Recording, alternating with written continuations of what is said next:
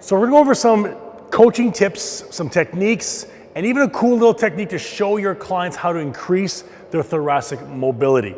So to set up the seated thoracic test, first and foremost, make sure the client has a foam roller between the knees.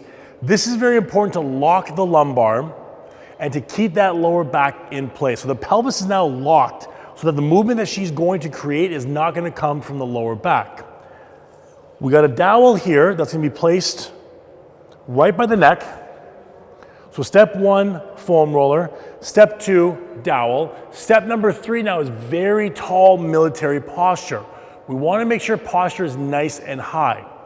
In this position, Sarah's gonna be rotating clockwise and counterclockwise. And what we're gonna be looking for here is an optimal rotation of about 60 degrees. Now, if we plot this, so this being our 0 degrees right now, this being 90 degrees, halfway being 45, our 60 degrees should be somewhat right around here. So we'll get you to go counterclockwise first. And she can hit that pole, meeting our requirements for 60 degrees. Now, if we plot that same point on the other side for 60 degrees, we can see there's a little bit of an imbalance. Do you feel tighter on one side than the other side?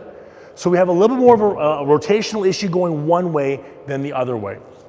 Now, for people that fail this test who don't either meet the requirements or have an issue between left side and right side, this is a good opportunity for you guys now to create an experience for these clients. We're gonna do a little agonist-antagonist work here to help release some of that tissue and to show Sarah just how quickly she can regain some range of motion. This is very important to do during your assessment. During your assessment, you wanna make sure that you come across as the expert. You wanna make sure that you also give the client the necessary, the ability for them to say, hey, you know what, this trainer knows what they're talking about and they know how to correct me very easily.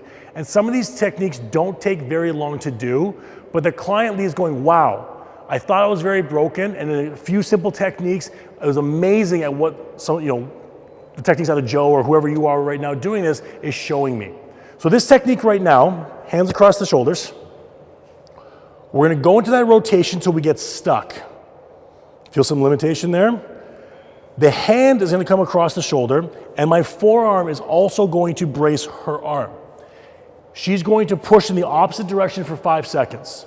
Then she's gonna breathe out, relax, and then we're gonna see if we can increase that mobility.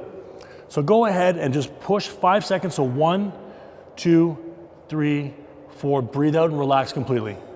There we go, good, one more time. 1, 2, 3, 4, 5, breathe out and relax. Nice, now try that again. How's that feel? So at first she thought, oh my God, I don't have great mobility. We did a simple technique and she's going, wow, what just happened? The most common question you're gonna be asked is, can you do it to both sides? And usually that's when I laugh and go, you know what? In phase one of your program, this is some of the stuff that we're gonna cover in your corrective modality, okay? So step one, knees tighten, keep the lumbar in place. Step two, hands up, dowel across, military posture, rotate side to side, look for our 60 degrees. If we don't get it, we use our little agonist-antagonist, little trick, increase their mobility, gaining confidence in your client as well.